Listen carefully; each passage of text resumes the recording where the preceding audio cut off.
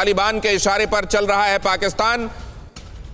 मजबूर अफगानियों को बॉर्डर पार नहीं आने दे रहा। पाकिस्तान की सेना के साथ अफगानी लोगों की झड़प हो रही है। बच्चों और महिलाओं तक पर पाकिस्तान की सेना ने मारपीट की है। तालिबान के डर से पाकिस्तान बॉर्डर पर पहुंचे हैं अफगानी।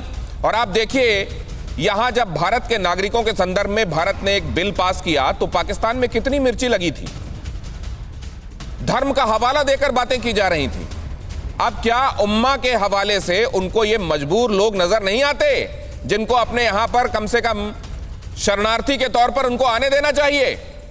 यह बहुत बड़ा सवाल कपिल कुमार साहब। दुनिया भर में जो शरणार्थी गए, खास तौर से पर्टिकुलर रिलीजन से रिलेटेड, उन्होंने क्या किया ये यूरोप के कई मुल्क बता रहे हैं। और यहां पाकिस्तान जिनको शरण देनी चाहिए उनको शरण भी नहीं दे रहा है।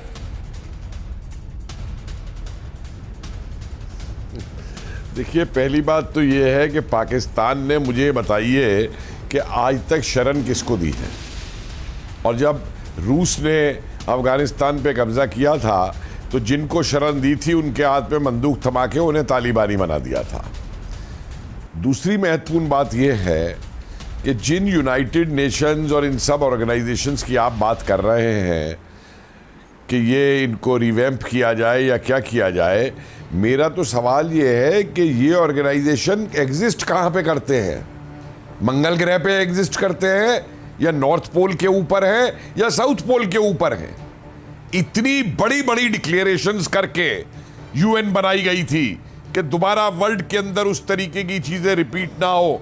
जब फासिज्म को कंडेम किया गया था, मास मर्डर्स को कंडेम किया गया था, और वो यूएन का आज ये नतीजा है। ये यूएन है हमारे सामने, इसलिए बनाई गई थी ये यूएन। शर्म आनी चाहिए। और कोई मुल्क उठ के खड़ा होकर तैयार नहीं है इस बात को कहने को यूएन के अंदर कि अगर ये तुम्हारा रवैया रहेगा तो बंद करो इस यूएन की दुकान को अपने, जिसके अंदर हम भी करोड़ों रुपए अरबों रुपए देते हैं उस यूएन के अंदर। आपका मैं एक अभी कैप्शन देख रहा था, मासूमियत को ना मारे। दिनेश जी, मासूमियत की चिंता तो उसको होती है जो मासूमियत को समझता है कि मासूमियत क्या है और जिसे मासूमियत की जरूरत होती है। जिनकी पैदाइश ही हैवानियत करने को हुई है, जो हैवान बने हुए हैं, उन्हें नामासूम बच्चे चाहिए, नामासूम औरतें चाहिए।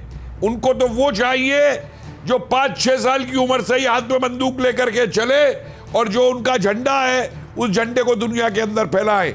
मेरी आज एक बात लिख करके रख लीजिए, मैंने पहले दिन से प्रेडिक्ट किया था कि इनकी साइकी को समझना बहुत जरूरी है। अच्छी बात है कि जयंती जी मौजूद है यहाँ पे, कि जब तक आप तालिबानियों की साइकी नहीं समझेंगे, आईएसआईएस की साइकी नहीं समझेंगे, अल कायदा की साइकोलॉजी नहीं समझेंगे कि इनके पीछे क्या मानसिकता काम करती है, आप इनको नहीं समझ सकते।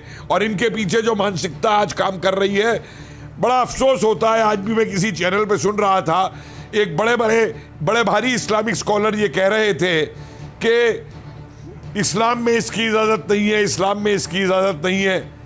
अरे भाई, इस्लाम में उसकी इजाजत नहीं है तो फिर इस्लाम के नाम पे ये क्यों हो रहा है?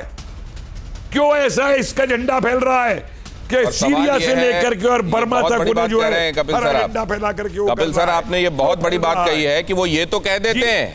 आपकी इस बात को एक्सटेंड कर रहा हूं सर। इसी हवाले से पूछा गया कि भारत ने जो निर्माण कार्य किए हैं अफगानिस्तान में, उनको क्यों ध्वस्त किया जा रहा है तालिबान की तरफ से?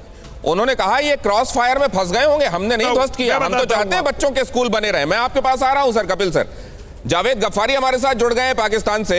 एक्चुअली उनसे भी कुछ बातें मैं करना चाहता हूं। जावेद गफ्फारी, बहुत स्वागत है आपका। मैं सबसे अव्वल तो यह समझना चाहता हूं कि बच्चों पर जुल्म, एक इंसान होने के नाते, मैं अभी पाकिस्तान से जावेद गफ्फारी से बात नहीं कर रहा हूं, हम सबसे पहले इंसान हैं जावेद गफ्फारी, कैसे देखते हैं आप इसको? दिनेश, बच्चों पे जुल्म, खवातीन पे जुल्म, किसी चीज के ऊपर जुल्म, इवन परिंदे के ऊपर और कुत्ते के ऊपर भी, यानी कि जोतने भी वो है बने हुए अल्लाह ताला की वो मखलूक है, जुल्म करने वाला लानती है। आपकी बात को मैं आज उसी तरह कह रहा हूं जैसे आपने मुझे कहा कि जी पाकिस्तानी नहीं, पाकिस्तानी हूं या मैं हूं, सबसे पहले मैं इंसान हूं। इंसान अशरफुल मखलूकात है और इसकी ड्यूटी यही है कि वो पूरी मखलूक का ख्याल करे, अमन से चलाए सारे सिलसिले। जो गलत कर रहा है, चाहे वो बच्चों के ऊपर जुल्म कर रहा है या वो बुजुर्गों के ऊपर या खवातीन के ऊपर, वो गलत कर रहे हैं, जो गलत है वो गलत है। जावेद गफ्फारी, उनको आने दीजिए ना बेचारों को। अगर वो आना चाह रहे हैं तो बॉर्डर खोलिए ना उनके लिए। हमने तो खोला हुआ है बॉर्डर। दिनेश जी आप भी खोल दीजिए ना, 25 लाख तो हमारे पास बैठे हुए हैं, आप भी ले लीजिए कुछ वजन।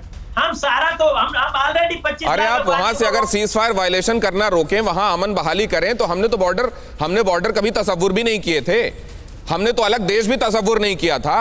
वो तो आपके जो रहनुमा है वो टू नेशन थ्योरी लेकर आए, अलग चले गए और अब वहां हालात ये कर दिए। और उसमें भी अगर हम अपने नागरिकों को, उन लोगों को जो बेचारे वहां माइनॉरिटी, उनकी तरफ अगर कुछ कहते हैं उसमें आपको मिर्च लग जाती है।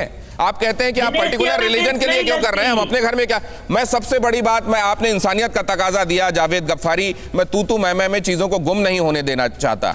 मैं ये जानना चाहता हूं कि आज आपका मुल्क क्या सोच रहा है अफगानिस्तान में जो चल रहा है, अगर आप समझते हैं कि खवातीनों पर, बच्चों पर जुल्म हो रहा है तो।